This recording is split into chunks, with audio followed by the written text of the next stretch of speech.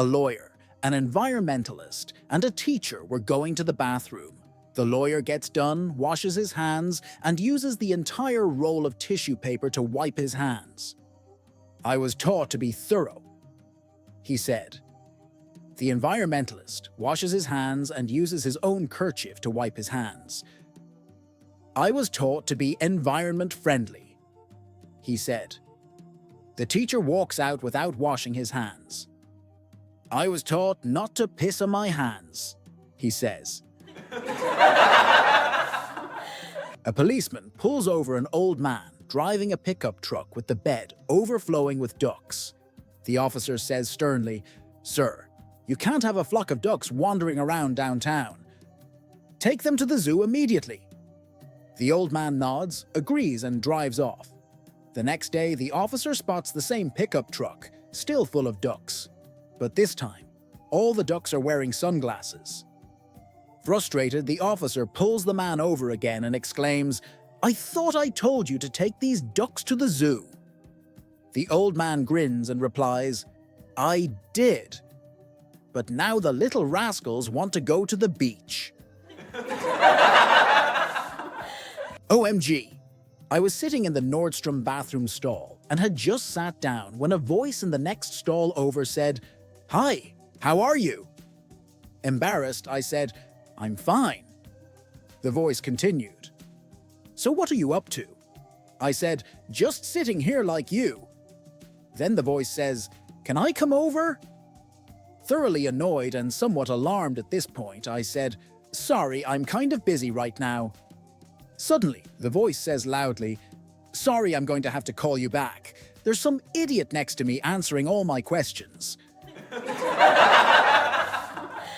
A grandmother is giving directions to her grown grandson, who is coming to visit with his wife. "You come to the front door of the apartment complex.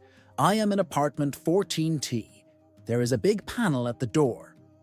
With your elbow push button, 14T. I will buzz you in. Come inside, the elevator is on the right. Get in, and with your elbow hit 14. When you get out, I am on the left. With your elbow, hit my doorbell."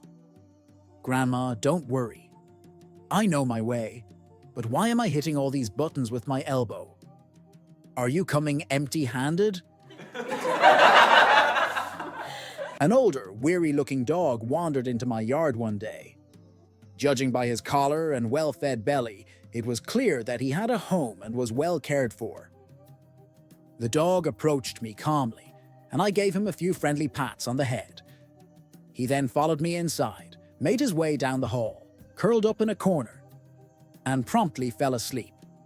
An hour later, he woke up, went to the door, and I let him out. The following day, he returned, greeted me in the yard, walked inside, and resumed his usual spot in the hall for another nap. This routine continued on and off for several weeks. Curious about his repeated visits, I decided to pin a note to his collar. I would like to find out who owns this wonderful, sweet dog and let you know that he comes to my house almost every afternoon for a nap. The next day, the dog showed up with a new note pinned to his collar. It read, "He lives in a home with my non-stop chatting and nagging wife. He's trying to catch up on his sleep. Can I also come with him tomorrow?" And said to him, "Saul, I have some good news and I have some bad news." The art collector replied, "I've had an awful day. Let's hear the good news first." The attorney said, "Well, I met with your wife today, and she informed me that she invested $5,000 in 2 pictures that she thinks will bring a minimum of $15, $20 million. I think she could be right." Saul replied enthusiastically, "Well done. My wife is a brilliant businesswoman. You've just made my day. Now I know I can handle the bad news. What is it?" The attorney replied, "The pictures are of you with your secretary." A German man walks into a McDonald's in the United States. After waiting in line, he finally gets to the counter and he orders a pint of beer because you can get beer at McDonald's in Germany. An American customer overhears the man's order and he approaches the German man and says, How could you be so stupid? You cannot order beer here. While laughing at the German man right to his face. The German man thinks for a second, and then he starts laughing uncontrollably. Not just any laugh. This is a laugh so intense that he is struggling not to fall over. The American customer is no longer laughing. He now has a puzzled look on his face. He asks the German man, "What's so funny?" The German man says, "I just realized that you came here for the food." One day, a chicken struts into a library, marches right up to the desk, and squawks, "Book, book, book!" Startled but amused. The librarian hands over 2 novels. The chicken grabs them in its beak, waddles out the door, crosses the street, cuts through a field, and vanishes down the hill. The very next day, the chicken returns. It heads straight for the librarian, plops the books onto the desk, and demands, "Book, book, book, book!" Curious, the librarian obliges, giving the chicken 4 books this time, and watches it shuffle away once again. On the 3rd day, the now familiar chicken bursts in. It drops the books on the counter and squawks louder than ever, "Book, book, book, book!" This time, the librarian's curiosity gets the better of her. She decides to follow the bird. Keeping a safe distance, she watches it cross the street, traverse the field, and head down the hill to a small pond. By the water's edge, on a mossy rock, sits the largest frog the librarian has ever seen. The chicken approaches, drops the books in front of the frog, and exclaims, "Book, book, book!" The frog glances at the pile, stretches out a front leg to flip through the pages, and croaks, "Read it, read it, read it." A guy is imprisoned for the first time.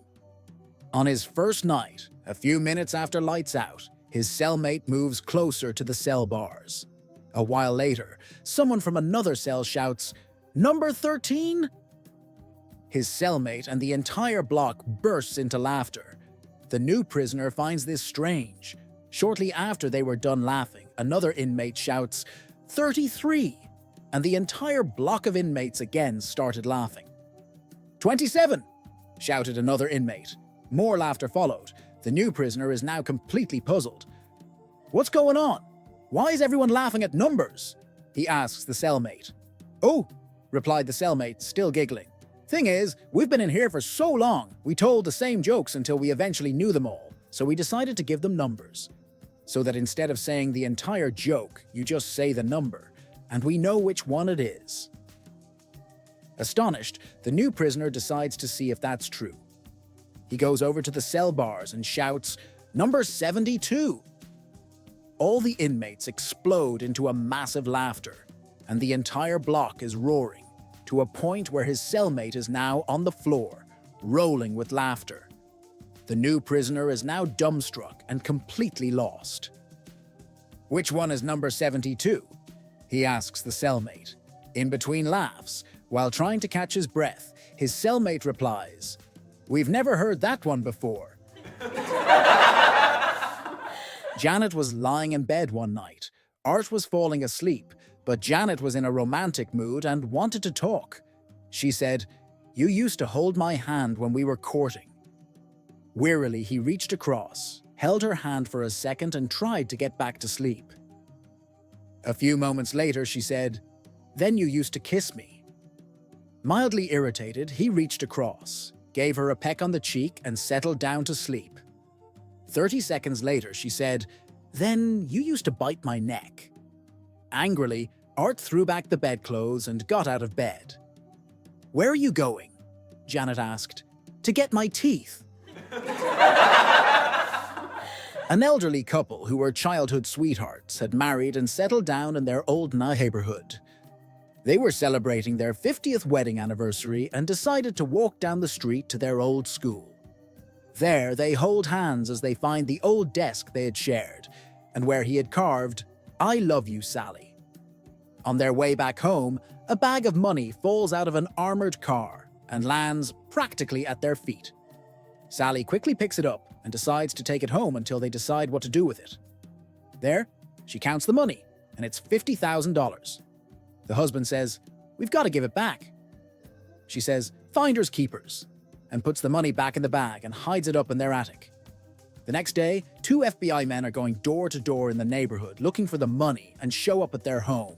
They say, "Pardon me, but did either of you find or know about some money that fell out of an armored car yesterday?" She says no. The husband quickly interjects, "She's lying.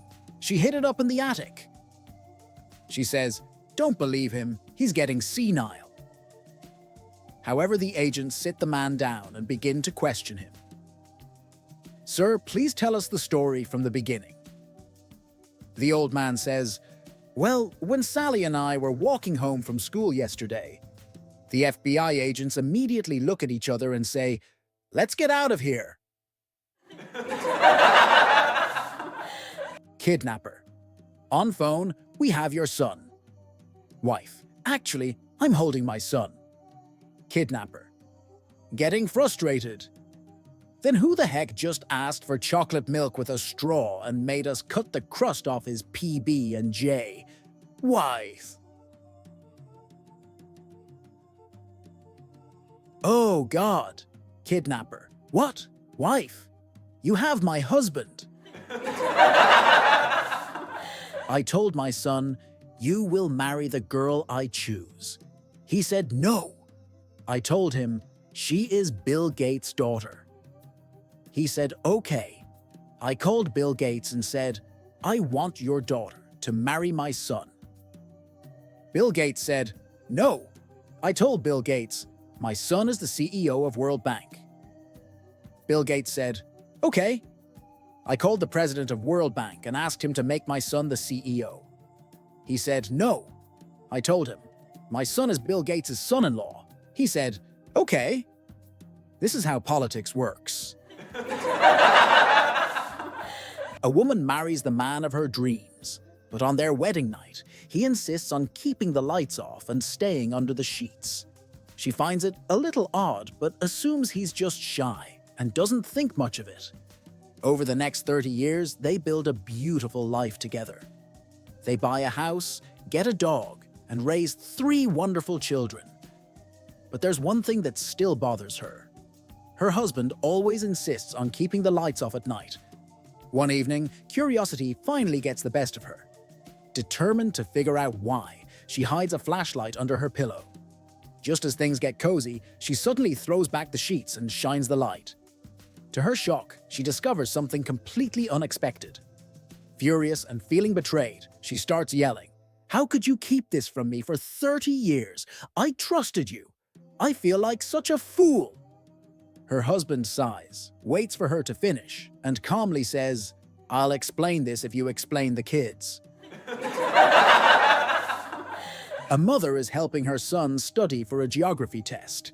She asks him, "What is the capital of Germany?" "Berlin," says the boy. "What is the capital of France?" "Berlin," says the boy. "What is the capital of Russia?" "Berlin," says the boy. "Good job, Adolf.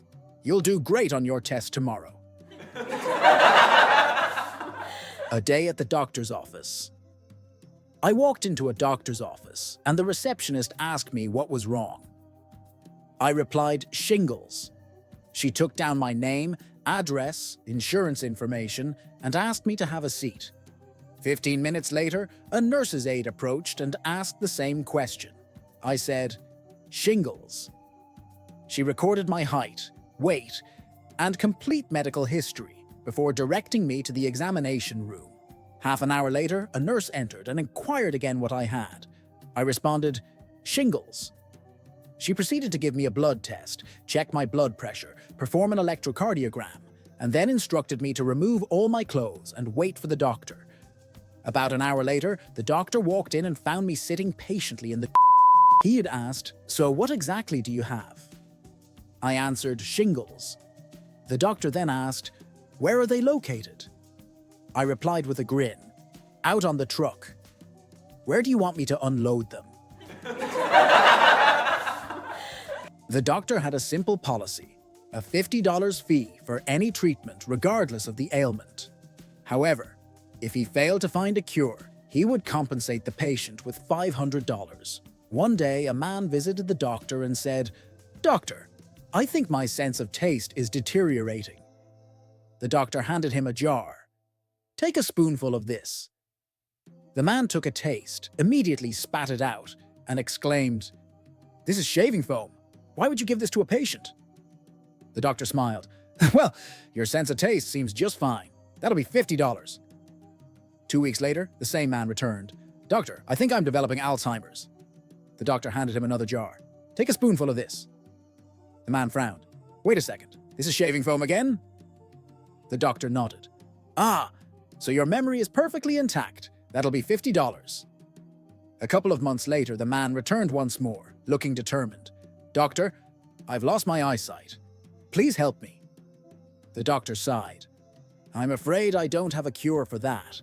Here's $500. The man grinned, finally having outsmarted the doctor, until he glanced at the money and blurted out, "Wait, this is only $5. The doctor shook his head. "Well, it seems your eyesight is just fine. That'll be $50.